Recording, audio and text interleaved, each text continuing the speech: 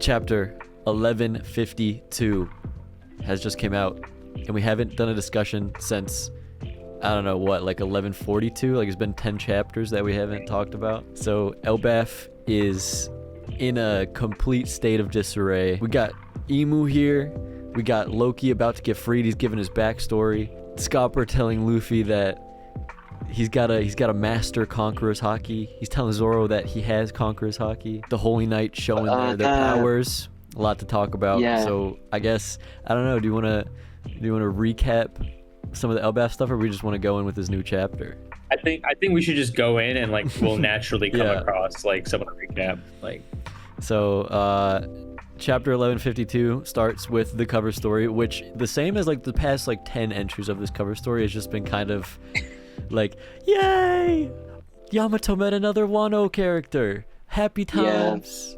Like, I don't know. I think when we like got on our hiatus, that was like when Who's Who was like first like revealed. And I mean guy. that's been like the only twist or like interesting development of that. So I mean, Ulti and Page 1 are like now fully kind of like devoted to Yamato because Yamato saved them.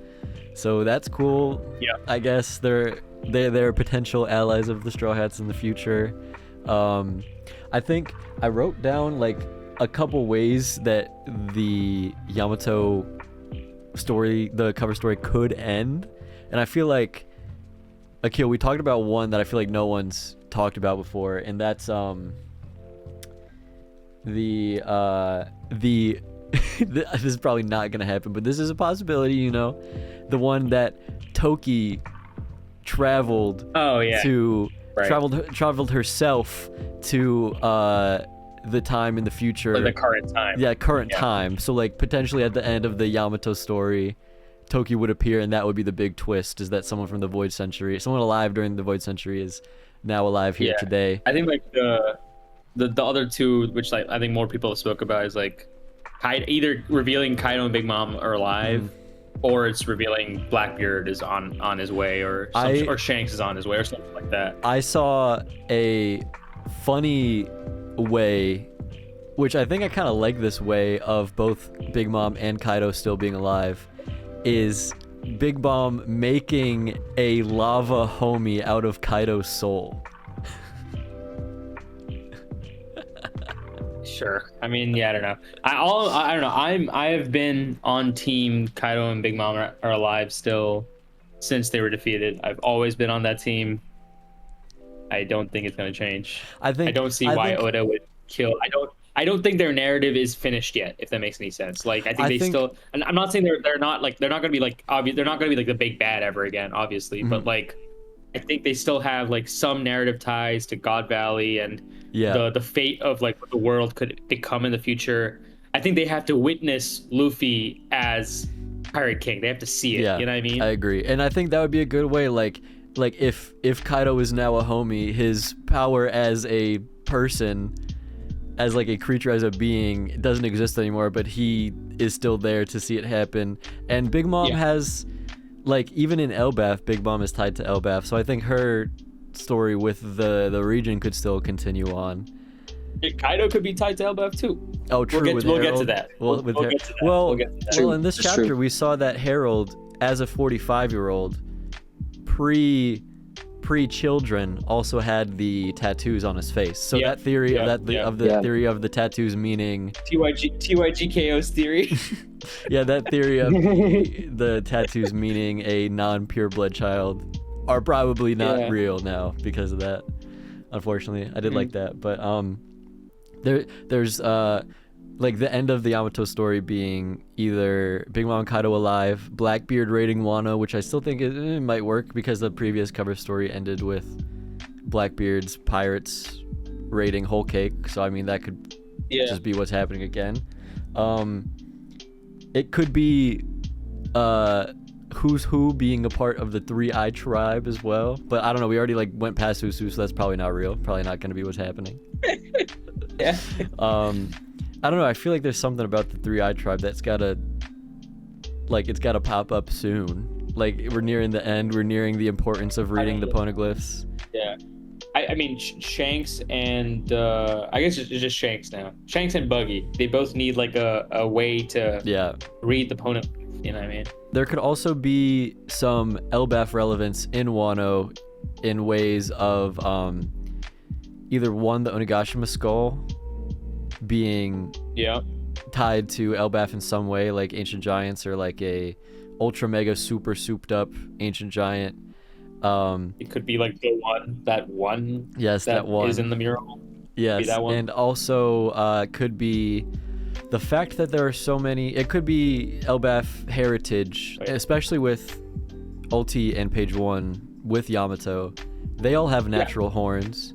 It's like could potentially, and also there was the recent SBS. We've been saying this. This is like conversation we've had since like the introduction of Loki. I think we've been talking about this. So I mean, Yamato cover story could end up tying into Elbaf directly, but I think, as I've said before, I think Oda just kind of not necessarily misjudged how long it would have taken him to get to the point where they would converge, but like it feels like he's been stalling for the last like 10 cover story installments of like, damn, I didn't get to the point in the main story quick enough to converge with the reveal.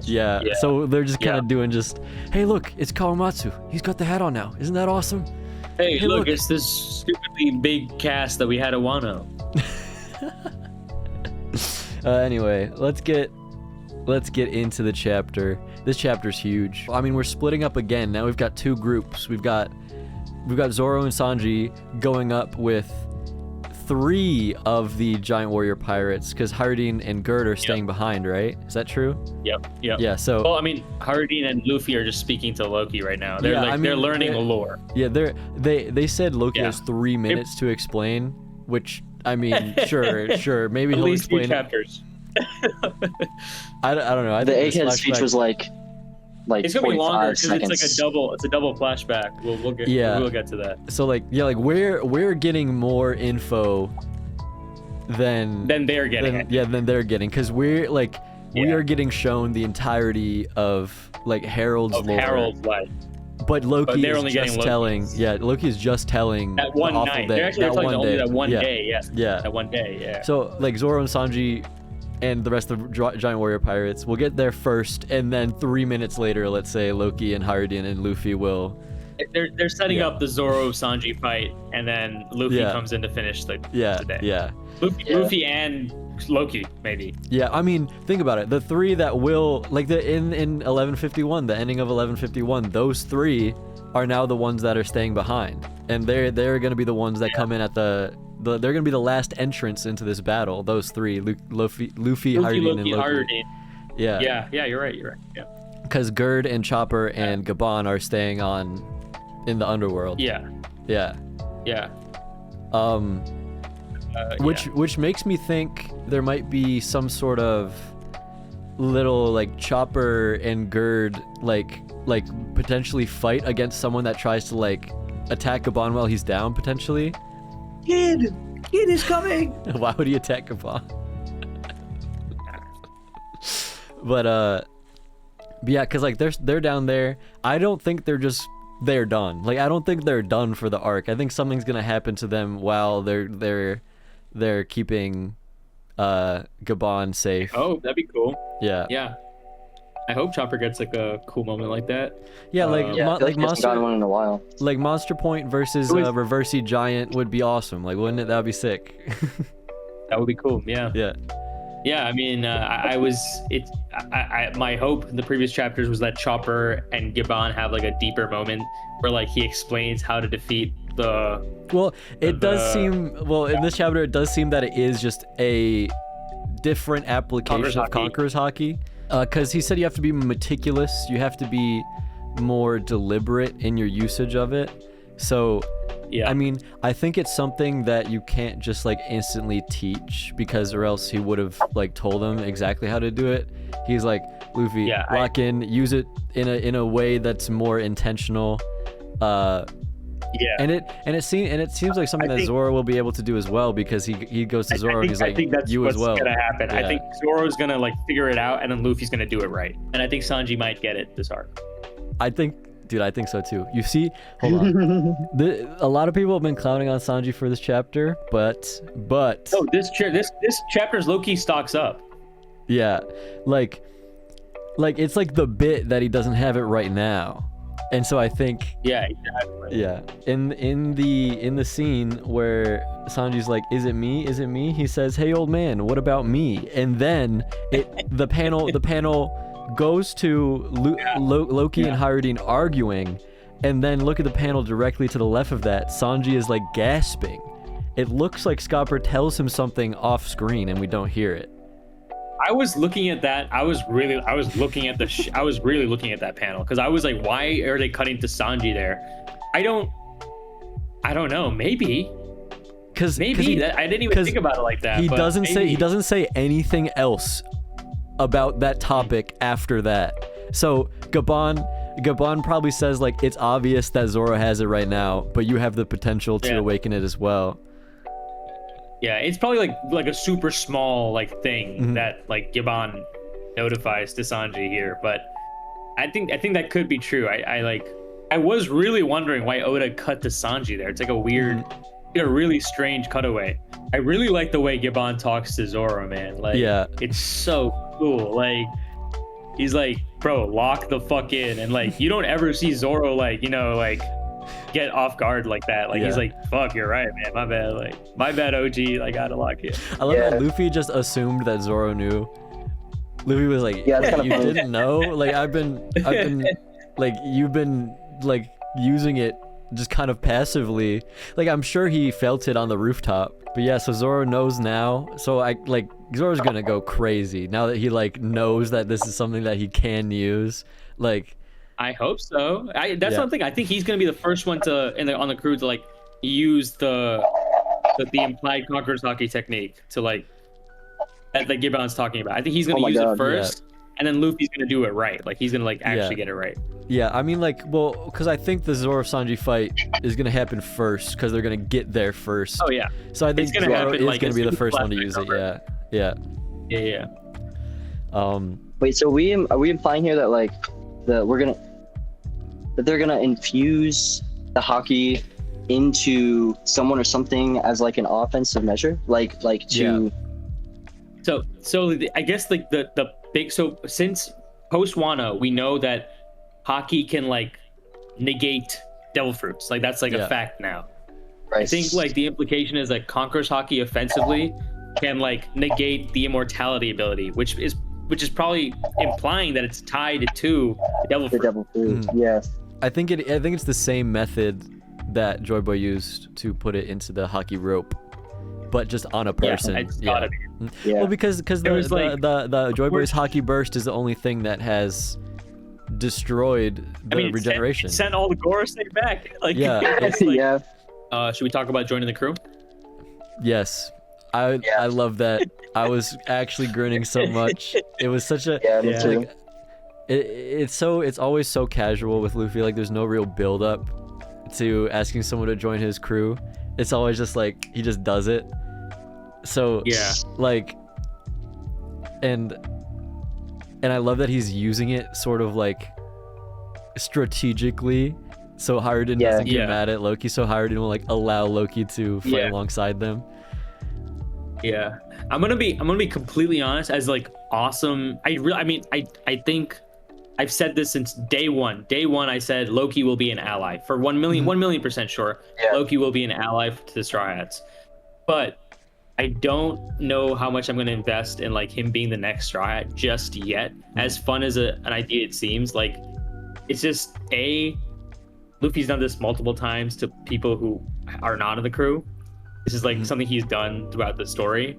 He's done it to Gaimon, like, but also I think like until I see like, and this might be proven in the flashback, but until I see a narrative reason for this character to join the Straw Hats and like what he could add like to the dynamic of the Straw Hats, I'm not sure just yet. Yeah. Because like every other Straw Hat, like they fought for their reason to be on there. Like Jinbei, it took a second for him to get like that validity. But I think I need to see a little bit more, and it could be proven in the flashback. But I think as of right now, I'm gonna hold back from investing in that. I just think like looking at this panel here, it seems like it has the weight of. It is very reminiscent of the Zorro. Yeah. Like it's the exact same thing. It's like very, very similar. But yeah, I think I'm just gonna wait a little bit. Like they were like this. You weren't reading weekly when this happened. I had the same hesitance with Yamato. Because Yamato just came out of nowhere, and suddenly Yamato's like, "Let me join your crew." And I'm like, "No, who are you? You can't. Like, there's no reason. There's no like it doesn't fit like every other character on the Straw Hats had like a full arc of them joining the Straw Hats. I think until we see that, I'm gonna hold off from like saying anything. Bonnie on the other hand, well, think about it. Bonnie up there. Loki idolizes rocks, right? He already has the sort of pretense of wanting to join a human pirate crew, so it's not like, but like, what if he want to just be rocks? Like, why would he want to? Like, he literally says that he doesn't want to work underneath Luffy. Well, what if this flashback sort of paints rocks in a light that is maybe similar to Luffy, or like Loki sees something in Luffy? We're gonna see rocks in the flashback, dude. Maybe. I mean, at Harold's time, Rocks is not born yet. This is like a long time ago. I think this is like a double flashback. Like, first we're gonna get Harold's life, which will include. But when Rocks visited Elbaf, okay, that was a thing that, like, if we're going through Harold's entire life, which I think we are, because we're starting with him in his youth. It might be like Loki sees in Luffy something that he saw in Rocks. And that might be sort of like a spark to why he would want to join the Straw Hats. Okay. Yeah, I just need to see a bit more. I don't disagree with that point specifically. Even though like the obvious parallel is Rocks and Blackbeard, I think Rocks probably had a lot more similarities to Luffy than people are letting on. Like I think like Blackbeard and Luffy are similar too. Like I think people are forgetting like that parallel as well. I'm not fully against it. I do think it's fun. I just need to see a little bit more before I invest. Also, like, before we go to the flashback, Gaban reveals that he and Shanks went to Oast Castle. I think it's West. West Castle. West Castle? Okay, my bad. I don't know. Because it's OUEST. I think that'd just be like Oest, like West. Yeah. I thought it was like Quest. I was reading it wrong for the longest time, but yeah, okay, West Castle. Yeah, Shanks and Gaban went there, and somehow they made the educated like conclusion that Loki was at fault, even though it's very implied that he's not at this point. Yeah. So, and that's really interesting to think about, because Shanks probably knows the inner workings of what's going on there in Marijoa at that point, right? He has the mark, like he knows what's up. So it's interesting to think that Shanks knew all of that, and they still blame Loki. Here's what I think. So like, what the hell could have happened? Here's what I think. I think Loki discovered the truth. He either saw Emu there, or maybe Harald got reversied or something. I don't know. We'll see what comes up in the flashback. But like, I think. Okay, we'll talk about it in a second. Well, because Loki knew that Harald was working with the government. Like, that is true. So. Yes. So I think Loki is blaming the government, wanted to go after them, wanted to raid Marijoa himself. Shanks knew that it was not time yet, and then locked him up. But are you saying that Shanks hid that knowledge from Gaban? Maybe Gaban knows too. Maybe. Over here, like literally, there's a panel on here. He's like, I know, but on that day, I felt a strange emanation of hockey coming from West Castle. Shanks and I went there to investigate. Looking back, it's possible we didn't have the whole story. Like, I think they were wrong. Like, they made the wrong judgment that day. Because I see, and I don't have an answer. I just think that's interesting. I see like a potential scene where Loki is telling Shanks that he wants to go destroy Marijoa. He wants to go like attack the people who destroyed or like who have fucked with Elbaf and like killed his father, but then Shanks is like, no, we must wait for the sun god to awaken, and then Loki's like, no, that's me. Like he already believes himself to be the sun god, and then Shanks locks him up because he knows that's not true. Maybe. Because I need to see a little bit more. Because we still haven't figured out the reason why Loki believes himself to be the sun god. Okay, here's what we know, right? This is the mystery, right? Mm-hmm. Harald was okay. Let's just get the facts out of the way, right? Let's just talk about that panel straight out the gate. Mm-hmm. He's getting reversing. That's what that looks like, right? Or do you think it's like an Oda silhouette? He doesn't have the horns either... on his head. Okay, but here's okay. Again, let's do the implication that it is. Okay, let's say it's normal Harald, right? Mm-hmm. Why are all those guards attacking him? True. Why would they? Why would they attack him? I think the way I'm reading it right now is that obviously Emu was there. Like Emu had to be there that day. Mm-hmm. I don't think Gunko can do this without Emu, right? Yeah. At least it doesn't seem like it. Yeah. Mm-hmm. Emu had to be there that day. Something went wrong. I don't know what, but I think it's interesting that the same day Emu was there, I'm making some guesses here. I doubt Emu just pops out randomly. I feel like they probably have appointments. Like it's like, you know, today I'm meeting with Emu, right? Mm-hmm. If Harald is meeting with Emu, why would he request Elder Jarl and Loki to come there? Ooh, that's true. That's true. You know, something was there was like some deal or something he wanted them to be there for. I don't know. Maybe he knew something would go wrong, and those are the two people he knew that could probably stop it from going wrong. And Emu through Gunko has mentioned earlier in one of the last chapters or a couple of chapters ago that like Harald messed up. Yeah. Right? I think this is the mess up. This is like where it went wrong. Yeah.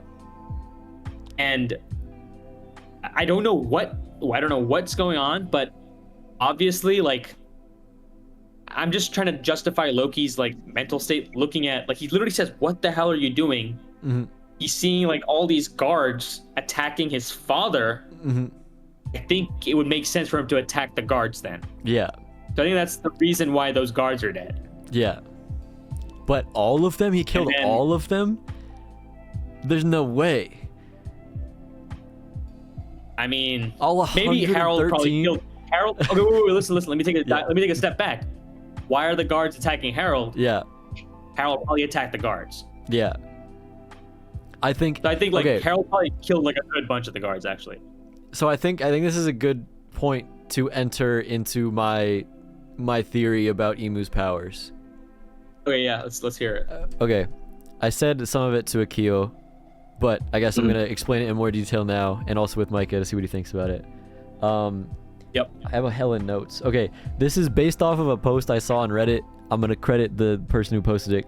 Lithium Chicken. That person posted on Reddit. Okay. This was the initial spark of the idea.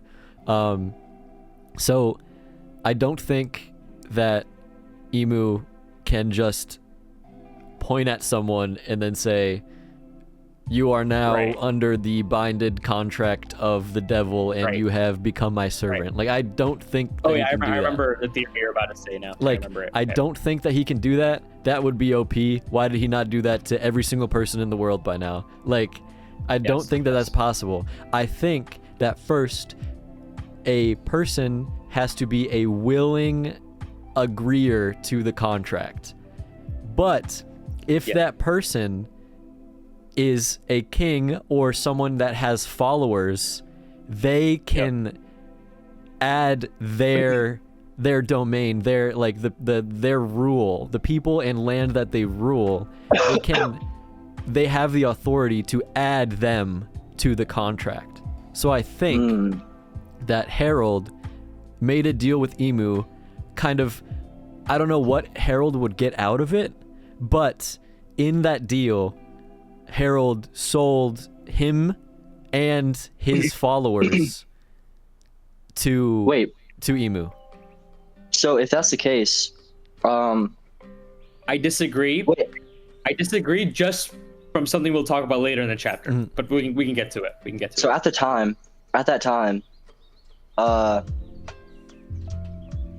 Haradin wasn't like accepted in the village, right? Or am I getting that wrong? Yes, this is a part of it. This is a part of it. Okay, so that means he wouldn't be subject to that contract, Exactly. which means Exactly. Yeah. And it would be a so that part of it, I have more to the kind of the basis of it, but Haradin is very important in this theory because Haradin's dream is to become king of all giants.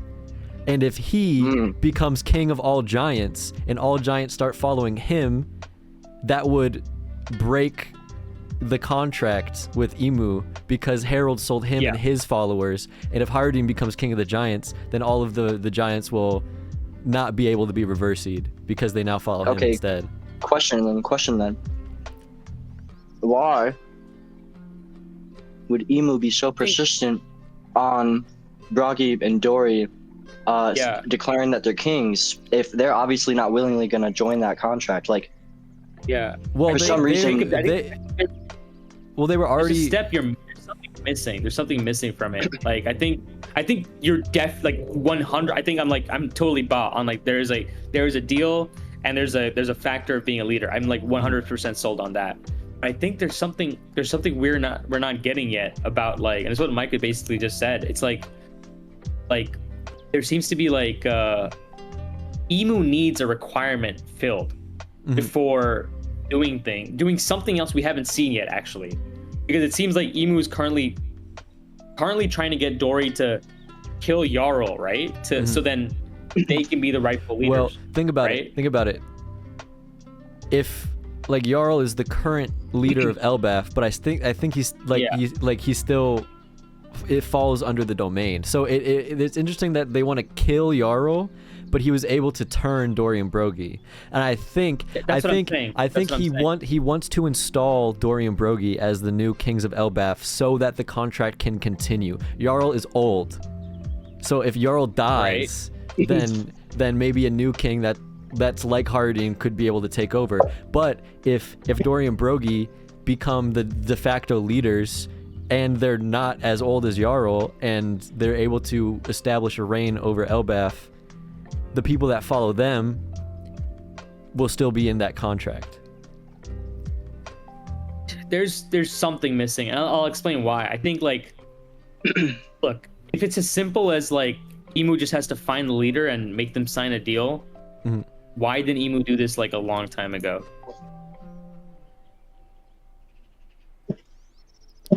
I think there's something missing. There's like there's a clause we're missing that like really ties it all together, because I'm like, well, again, I'm 100% sold on like the leader and the deal. I think there's 100%. I'm 100% sold on that.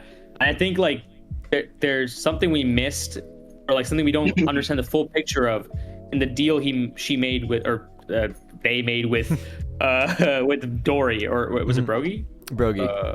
Yeah, it was Broggy. Yeah. The deal that was made with Broggy. Yeah, but like the initial deal, right, was with Broggy, and then it seemed like, I mean, maybe I'm reading it wrong, but it seemed like that allowed the floodgates to turn. Yeah.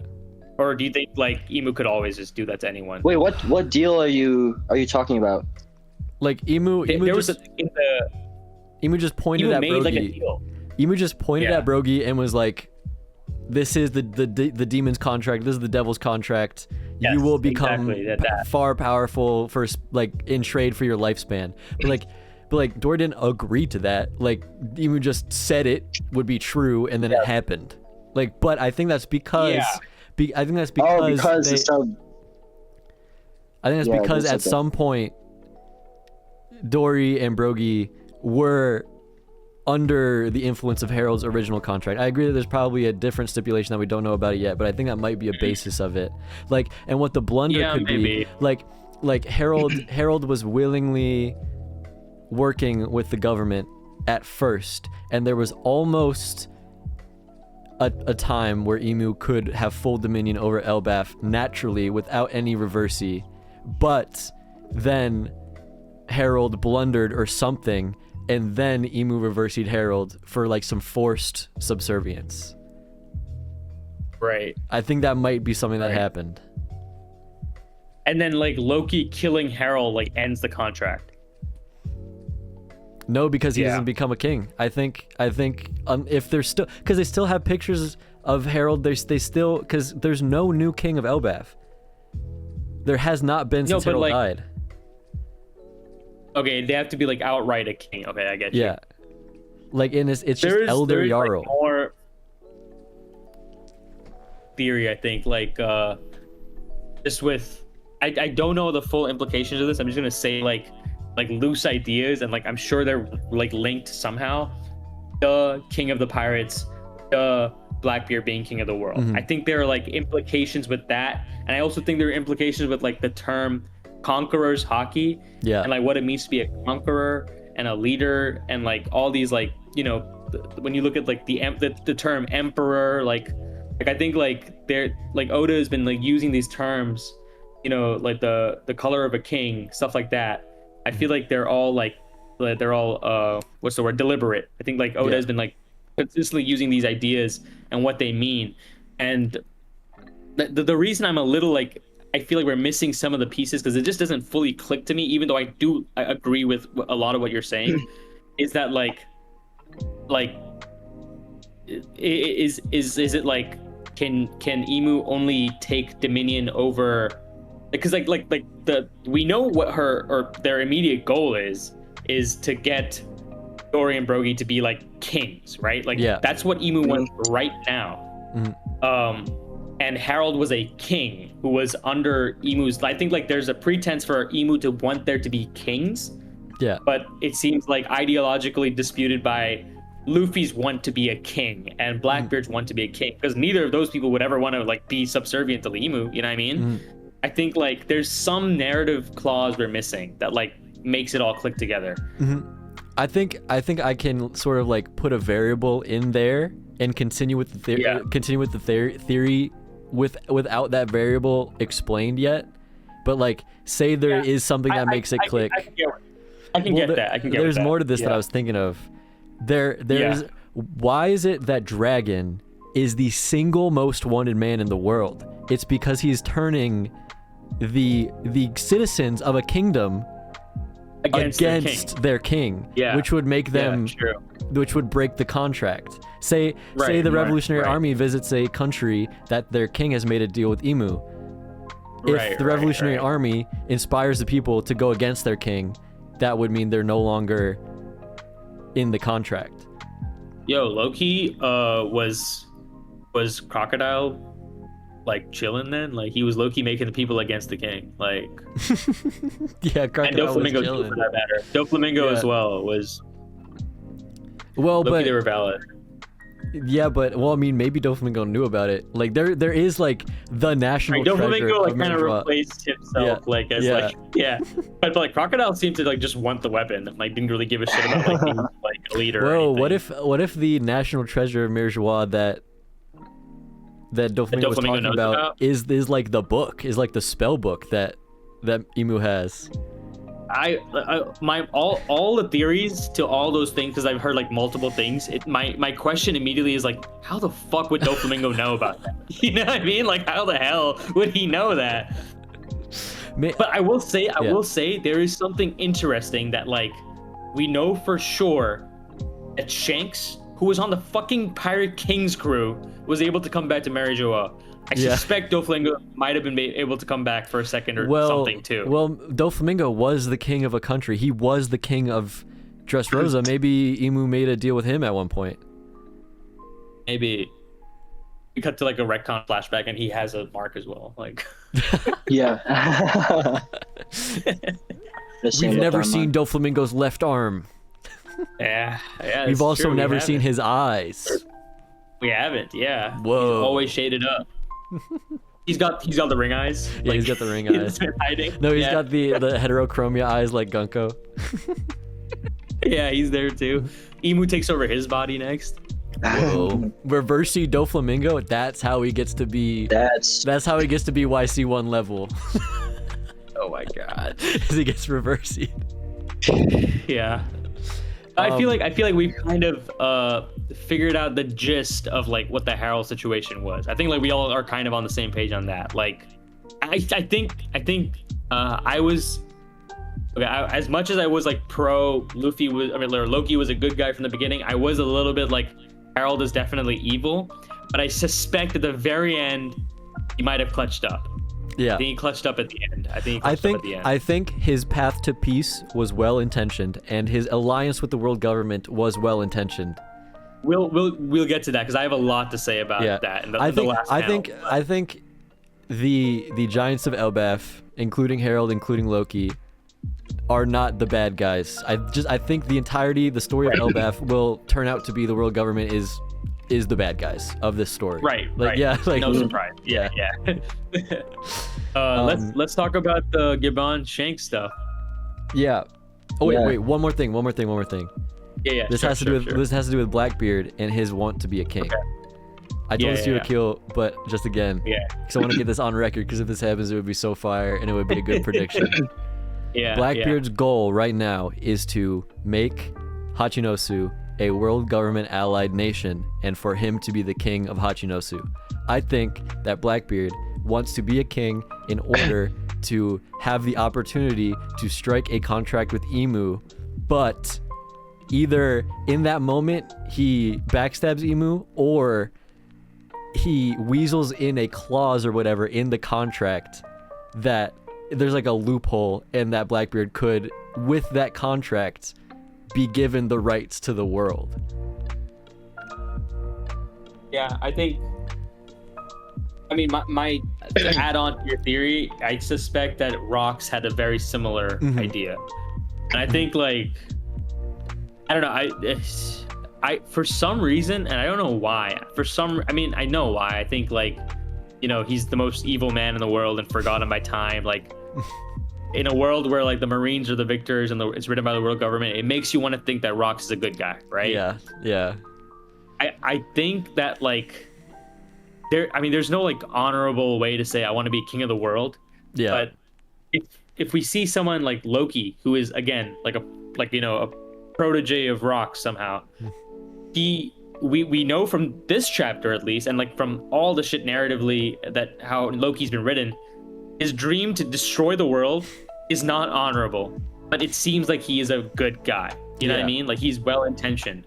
I suspect Rox was very similar in that sense. I mean, like, we know Whitebeard as a moral compass, for example.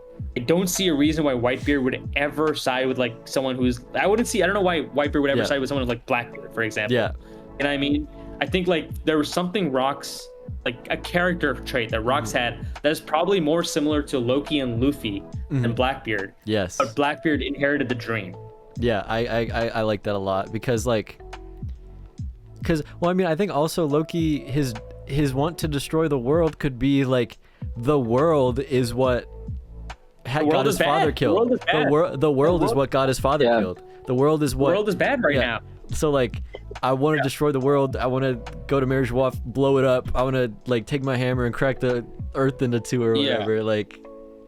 Yeah, and we're gonna get to your theory basically, and like I'll just say it right now. The term. Actually, do we say right now? I don't want to skip past anything. Okay, no, we'll just say right now. Shanks is a child of destiny. Yeah. Said right there. Shanks is a child of destiny.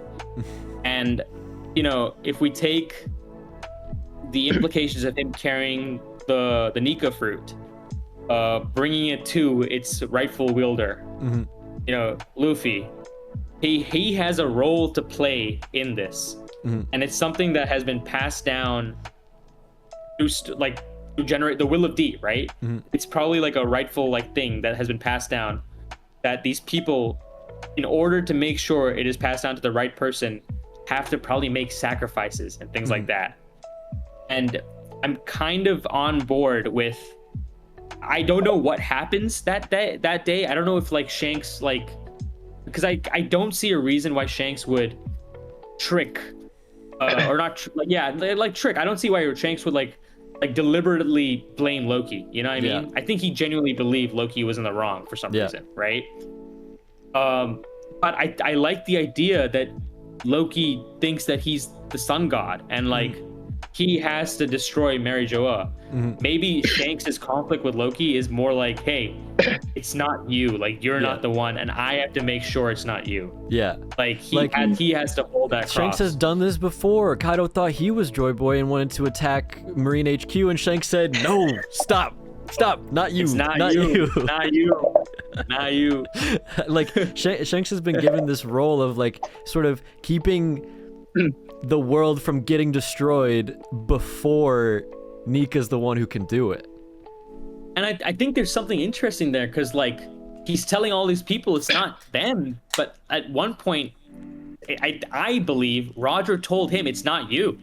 You know what I mean? I think we saw that scene. Roger, I think we saw that scene. I mean, we don't see what he said. We don't know. We don't see what Roger told him. But like, I think we saw it. Like we saw it happen. Yeah, Like, I think that is what Roger told Shanks. I think Roger told him it's not you. Like you have a different role. It's not you. Because Roger told him that. That was one of the last things that Roger told Shanks before the pirates disbanded and Roger was killed.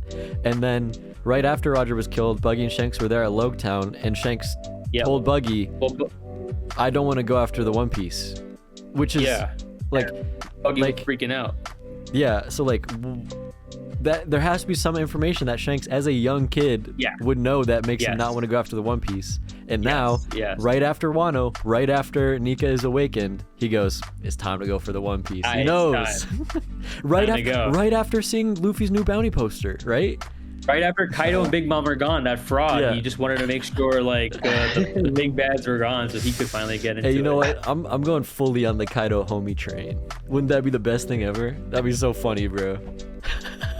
I'm like, I don't know. I think I've heard that theory before too, but like I think I've heard people say like lava homie. I've like definitely heard that before, but I don't know. I think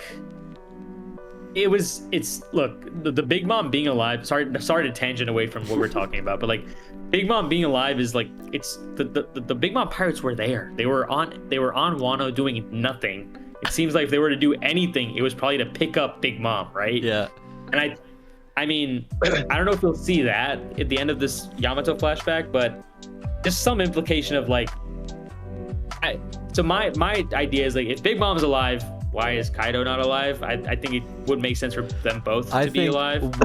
I think having Kaido alive in his state of power that he was on Wano, like in his physical state of power. No, I think he's like weak.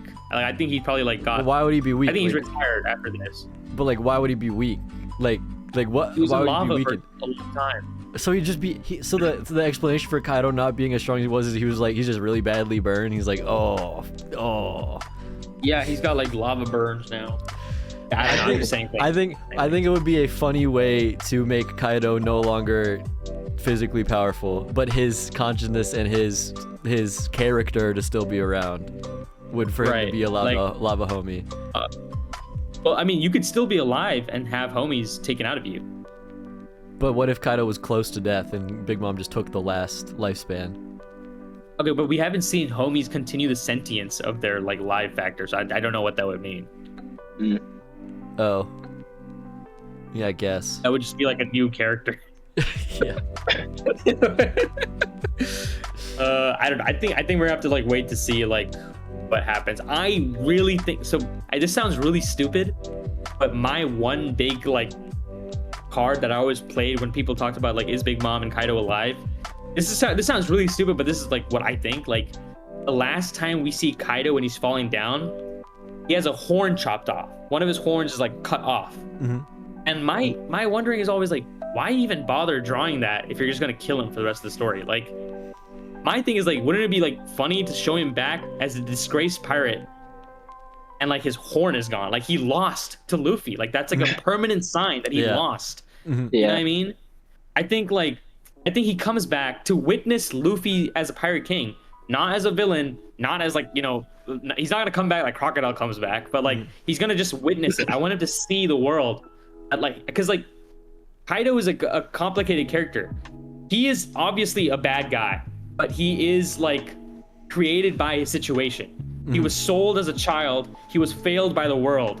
He was, passed around from here to here. And like the one time like he had like, you look at the only fond memories of Kaido, it's when King like says like, you should be Joy Boy. I think he has a fond idea of like what it means to be Joy Boy. And like he has an idea of like what Joy Boy is. And to see Luffy, free the world, I think a part of Kaido would like to see that. You know what I mean? I think so too. And I think, like, whoa, we just saw in the last panel, we saw Harald rampaging about, not on Elbaf. I have a lot to talk about. Where is the Vodka Kingdom? We'll get to that. Where is the Vodka Kingdom? Do you know where that is? I don't think we know. I don't know where we know. I don't think we know it exactly, and we barely see it too. It's like, hold on. I don't think we know. It has like stone tiling, but it doesn't look like this. It says the Vodka Kingdom is a world government kingdom located in the Grand Line. So it's not in any of the Four Blues, and if the Giant Warrior Pirates are the menaces of the Grand Line, what if Kaido was like a bastard child of Harald during his conquest years? Oh, I definitely believe that. I just don't think it would happen now. Like, it's way too early for. Oh no, I think it's too early. I'm just saying, like, now we have like evidence of Harald being a pirate and being scum. Yeah. This is Loki stocks up for Kaido. Yeah, Kaido being Harald's son. Yeah, because he's not on Elbaf and he's being scum on some random ass island. So like, I don't know. I feel like it tracks that he would have a bastard son on some random Grand Line island. Yeah, I can totally see that. But wait, I wanna talk about Shanks and Gaban a little bit more. Mm-hmm. Oh, I love this scene. I really love this scene. Me too. So wait, so we know Shanks took a break. He was not a pirate for a while, right? Mm-hmm. He went to Marijoa, right? Mm-hmm. Something must have changed for him to go to Elbaf and go to, I feel like this is where it's about to start. I feel like this might be like the kickoff to him starting the crew, right? Yeah. Ooh, maybe. Let's see. So you think red hair pirates don't exist right now, like during this flashback? No. I don't think so. It's because A, where the fuck are they? B, it's like I don't know. There's no implication anywhere that he's only talking about Marijoa. You know what I mean? I think he just left Marijoa, and I suspect it's what happens here on Elbaf that on that day pushes him to it's time for me to become a pirate or something like that. Oh, I'm gonna need to see the timeline on this. Where does this Yeah, he said it's been 10 years since the captain died. Yeah, I mean that makes sense. 10 years since Captain died. So how old is Luffy right now? Is Luffy 8 right now? Luffy is 8. Luffy's 8 because it's 2 years after Roger died. 10. You said 10. 10. Let me just double check that. Also, I mean, I've seen the Elbaf time dilation agenda. It's coming back. Well, look, because Gaban says it's been 3, maybe 4 years since the captain died, and Shanks says get real. It's been 10 he's not years. Sure. Yeah, he's not sure. Wait, that's funny. I didn't think about that. I mean, I just read it it was just yesterday. I think that's what it is, but I've seen people be like, Elbaf time dilation theory's back. Stocks are up. Wait, why was it ever a thing in the first place? Because remember at the very beginning of the arc, there was the quote from Louis Arnaud, who said, "Don't stay on Elbaf for long" or something like that. And then a lot of people were like, "What if when you stay on Elbaf for a long time passes faster on the outside?" So I don't know. Yeah. Also, why would that be the case? What is giving? I think the one thing that kind of denies it is there seemed to be transmission that Shamrock was able to have with Marijoa. Yeah. How would that work? Yeah. And well, I mean, the Holy Land being on fire right now does seem kind of whoa, that happened fast. When did this happen? You know what I mean? True. I don't believe True. this. I'm just giving a little bit of credence, maybe. Okay, I'm just looking at the timeline. But I think the main hole in this is like, what is causing Elbaf to have this magical, mystical power of slowing down time? Right. And I don't think there's an explanation for that yet. Okay, wait. Luffy was not born. Luffy's way younger than that, actually. Because 24 years ago from present time is when Roger died. But 19 years ago. Oh, so Luffy's 5 right now. He's 5. He's a youngin. So Like I think it tracks. Like pre-Ace, and pre-Sabo even, right? Yes, Yeah, I mean, Luffy yeah. only met Sabo after having the fruit. Oh yeah, true. Oh yeah. This is young and this I think it tracks in my opinion. Yeah. I think like this is like pre red hair pirates. I think so too. So you think right now this scene is Shanks, who is just like on vacation? Like he's just like chilling? I think we know Shanks's character. If someone of his character had access to the abyss, could travel anywhere, He would just chill out. why not just go see his OG? Like, why Yeah. not? Like, you know what I mean? Like, Yeah. Like, I think, like, when I first saw this, I was wondering how the hell did Shanks travel the Grand Line? But he has the mark. He doesn't have to travel. Yeah, I mean it's crazy. But yeah. Like that. Like this is a ding. This is a drop in the correct bucket of whole cake homies, bro. Yeah. Shanks having the mark on his. Yeah. Yeah, That is like crazy. That is fucking crazy. And I think we might see that scene that Micah was suggesting, where like. Yeah, bro. I really hope it happens. I think it'd be exactly like Oda to show that scene, like have the big reveal be them trying to summon him back, and it's just an arm. Like, I wonder how that would read, because like, imagine, because like again, we don't know their relationship and stuff. Like, this is not even headcanon. This is just like, what if Shamrock and Shanks like had like some brotherly love? They weren't like, like besties because of their fucking upbringings or whatever, but like, what if they had like some camaraderie or something like that? And then like because like the way Shamrock talks about like, oh, Shanks preferred like, this like other stuff, it seems like he would have loved to have Shanks like on his side, but he preferred like the humans or whatever. Like, what if like Shamrock was like, oh, bring Shanks back, and then the arm comes and he's like, no. he's like, no.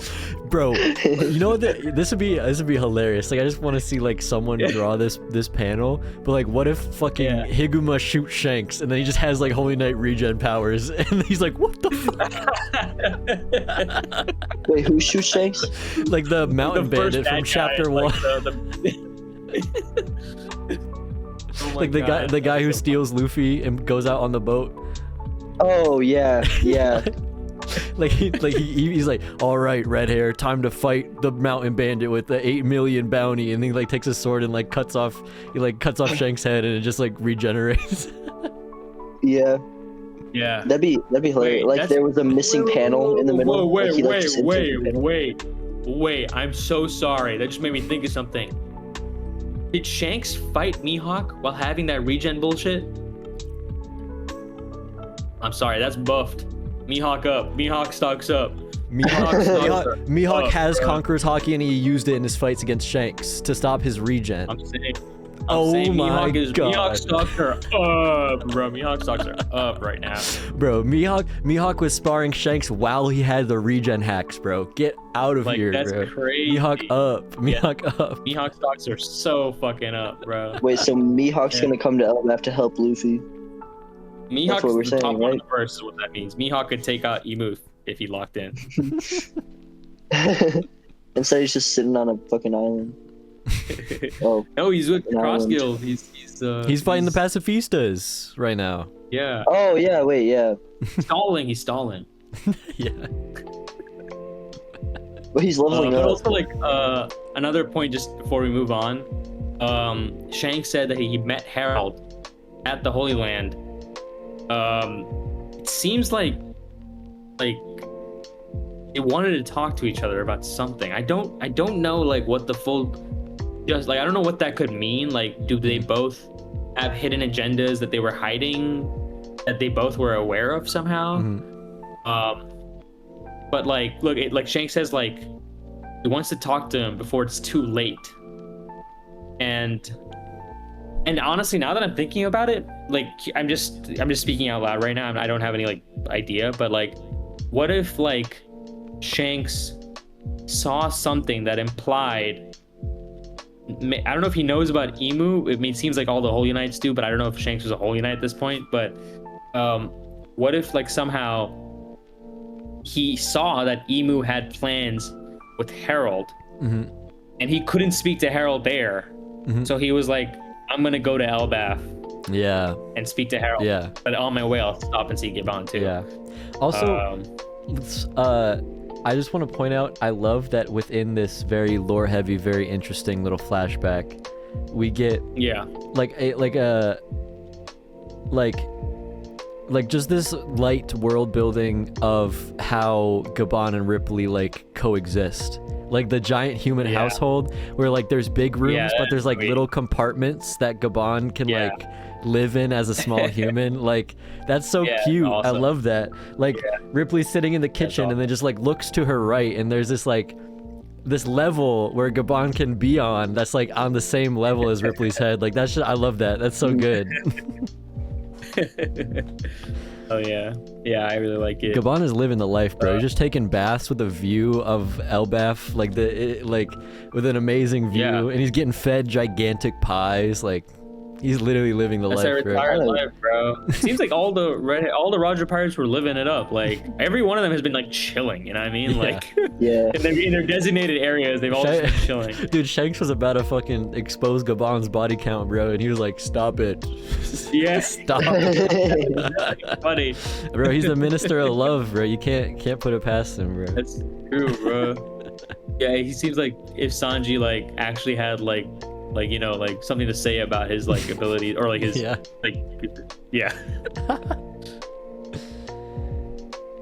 I mean, well, Shanks said we couldn't speak freely in the Holy Land. Like he just comes out and says that to Gaban. He's like, hey, we couldn't talk about what we wanted to in Mary Joie.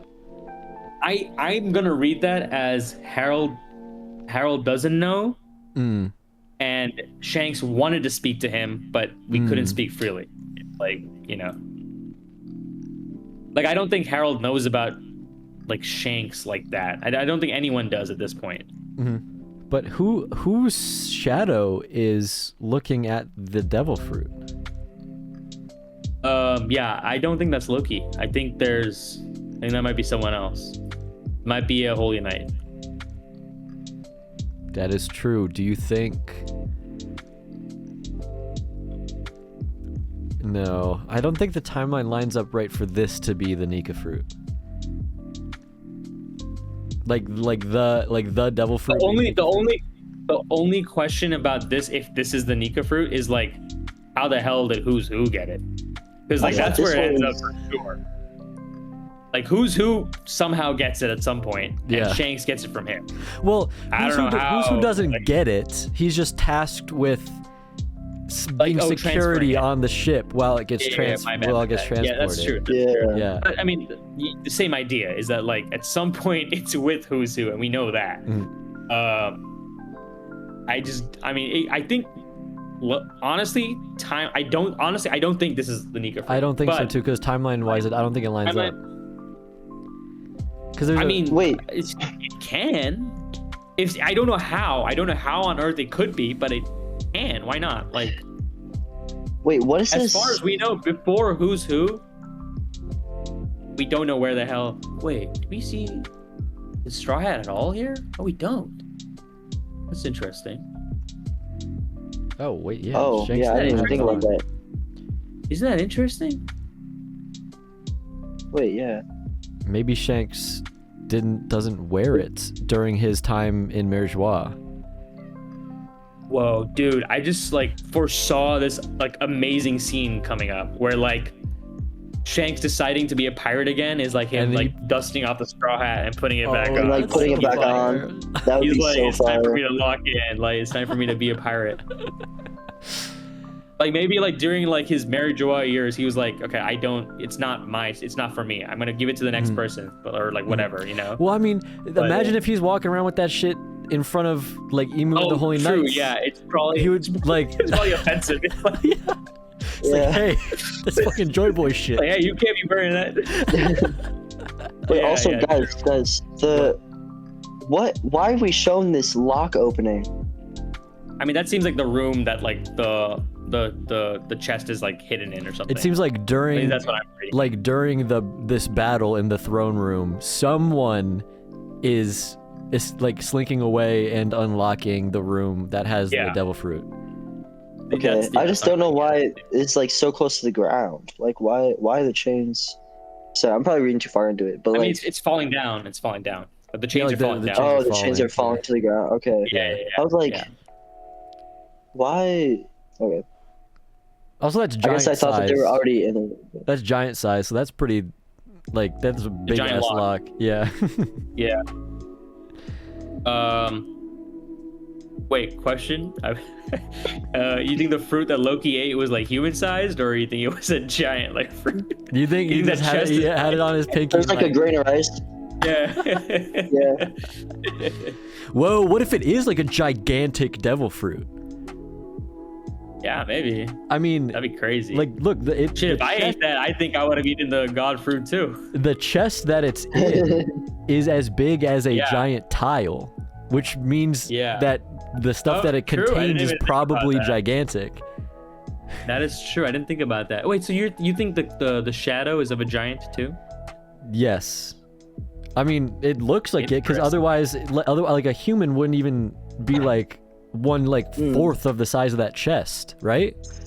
Oda, man, like its silhouettes and scale and all these like hidden factors that could be like anything at this point. I don't think like I think he knows that this is a giant castle and it's in his mind that he has to draw anything that's human size small. So this is a giant looking into the room with the devil fruit. Right. Unless for some reason the room with the devil fruit is like one of those like small compact rooms. Maybe that's why we're shown that in this same chapter. Yeah. Ooh, maybe. Yeah, I mean, I'm excited to get back to that, but we probably won't get back to that for a second. It's either a giant looking at a giant chest or a human looking at a human-sized chest within a human compartment in the West Castle. I don't know. I genuinely don't know. I don't know why narratively it feels like it makes sense for this to be a holy night, but I don't know. Yeah, I mean, like literally, if you scroll up to the previous page or two previous pages, Shanks says, so this is what a human giant household looks like. Like he like notes it like out loud. He notes it. So like maybe that's to prime us for like there being a human giant like compartment in the castle or something. I mean, this is like nonsense. It could like, whatever. But like, if I were a king and I'm trying to make relation with like humans and like people who are smaller, maybe I would make like a guest room for them or something. Like the smallest room that Doflamingo kept King or Mancheri in. Oh yeah. Like he kept her in a tiny ass room. Loki foreshadowing, bro. I don't know. What? Yeah, I don't know. Where do the Dosundadas go? Where the Dosundadas come into all of this? Yeah, okay, on that note, let's move on to Harald's flashback. This is fucking awesome, by the way. Yeah. All I'm gonna say is as soon as I saw 109 years before present day, I'm like, are we gonna see Dr. Kureha? Yeah, young Kureha. She would be a kid, right? She would be like 10 years old. At 100, and she's like 100. She's pretty old, dude. She's like unreasonably old. Let me look it up. She is. I think she's 139. 139. Or no, she's 141 actually. Present day. So she would be in her 30s. She's already in her 30s at this point, dude. Yeah. We could see prime Kureha in this story. Let's go. That'd be awesome. Yeah, I mean it would be cool. I wonder what that could mean, but yeah. Also, I kinda. Oh my god, sorry. Just like a little detail, might not even mean anything, but I kinda find it interesting that like when he destroys the whole town, he's like, "Tell me who your god is," instead of like king. You're like, who's better, whoever. And then Loki also is convinced that he's the sun god after having eaten the fruit, or maybe no, yeah, after having eaten the fruit. I mean, I think the point of this introduction, at least to me, is like up until now, it feels like Haraldine has like inherited like Harald's like composure and like all this like stuff. But it turns out as a child he was identical to Loki. Like they look very similar. The way they're both kicking into things, very, very similar. I mean, I just want to say like I mean, it's interesting because like it reads like obviously Dory and Broggy were the captains, right? Yeah. But Harald was just like on the crew, like he was just like hanging with them. Well, they say Your Majesty, so he's already the king. Maybe of Elbaf. Yeah, he's already the king. You're right. He's a young king. Yeah. Maybe he was like, "Hey, just take me with you. You have to, because I said so." You know what I mean? He's like a little brat at this point anyway, right? So like, why wouldn't he just basically force him to bring him? I mean, it kind of reads like old, like actual, like real life, like fleets where like the king and the captain are two different things. Like there's the captain of the ship and then there's the king. The thing is brought with them. 45 years of age. I just realized he's stomping his own crewmate into the castle. Yeah. Like he's pranking his crewmate by kicking him into the castle. Wait, guys. What? Scroll up. Look at how Loki kicks the guard into the door. Yeah, that's what I said. I said it's the exact same. Yeah, wait, that's what I'm saying. This is like literally the same. That's what I said. He's wearing the same fit. I know. I'm saying I saw similarities in the panel. I didn't realize there was a like 1-for-1 comparison. Yeah, like earlier on. I guess I didn't put together he also kicks another person. Yeah. But like, he kicks. Who is also someone that is like. You know, on his side. Like I'm saying, like this is just to show that like he is like similar to Loki. Like he I think up until now, his dad. Yeah, exactly. Yeah. I'm gonna be honest, guys. I think we might be in store for like a really sad flashback. Because I think so too. Just think, how the hell does Emu get this freak? Become subservient. Yeah. It has to be some crazy shit. Like, you know what I mean? Like Harald has to have something happen to him which makes him want to turn Elbaf peaceful. Yeah, exactly. I also think it's kind of sad that like he does rip his horns out eventually. Yeah. And then in his dying moments, like his horns are brought back, kind of. Yeah, true. It's like he's reversed. You know what I mean? Mm-hmm. Like that must not feel great, even though he probably couldn't feel it. Maybe, we don't know. But I don't know. Harold's laugh is baraha. I can't wait for that in like 2 years. Baraha. Do you think he's got a deep voice or a high voice? He probably has a really deep voice, right? Baraha. Yeah. I think we're gonna get like at least 2 chapters of a Harald, like only flashback. Yeah. I think it's gonna transition into Loki as I think it's gonna be Harald transition into Loki, like as Loki is born, like through Harold's perspective. It's similar to Kuma and Bonnie. He's gonna do the same thing. Then we get Loki's backstory, and then that will be the end of the like Inception flashback. Then we'll go back to Loki's retelling of the awful day, and then we'll go back to real time. I think on a later time we're gonna get the Shanks side of it too. Yeah, I think we're gonna get like a full Shanks flashback at some point where like everything's explained. Like this might be like a Dressrosa flashback angle. You know what I mean? Like we first get the flashback from Rebecca's point of view, then we get it from Kiros's point of view, and then we get it from like Doflamingo's point of view. Like we get all the different point of views of like what happened about a certain time. I think it's funny that Oda is doing this when like it's happening on a larger scale with like God Valley. I think God Valley is going to be like done in like pieces, like so many pieces. Yeah. Yeah, because we've just seen Kuma's point of view, and yeah. Oh God, I hope we get like a Gaban point of view of God Valley. I think we're almost guaranteed a Garling point of view. Yeah. I feel like that's like almost guaranteed. Because like I think we need to know like why Garling put Shanks in the box or what happened there. I feel like only Garling's flashback could tell us that, or whoever the red-haired woman is, because we don't know that now. But yeah. Like, do you think Shanks had the mark from birth, or did he get it when he went back? I don't think he had the mark from birth because we actually see it. We see Shanks as a baby. We had like that chapter. He has pajamas on. He's got pajamas on. Oh, true. We don't see his arm. I don't know why. No. I don't think you would give him the mark because I think the mark is probably only for the Holy Knights. Actually, that confirms that he's probably a Holy Knight right now. Yeah. Right? Yeah. Yeah. Well. Wait. Yeah. Well, I mean, both of Garling's sons then have the mark at some point. What if they were given the mark from birth by Garling's request or something like that? What if he's like, actually, then why would he give Shanks away? I don't know. That goes against your previous theory of like him like, fuck this kid. Yeah, I think still right now, all I think is that like he wanted one son and then got two, and the Celestial Dragons have the complex of like, if anything goes, like even natural things, if anything goes against what exactly they want, they will make it so, and he made it so by just throwing away Shanks.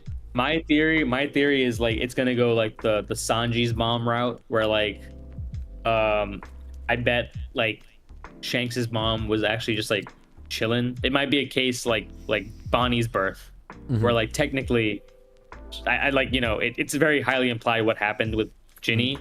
I think a similar situation might have happened with Shanks's mom, and like maybe like in a way to like just free one child, she like puts him in the chest and hopes for the best, and you know he becomes a child of destiny. But yeah, I mean, I don't know. We'll see soon. I get Rouge vibes from that, you know.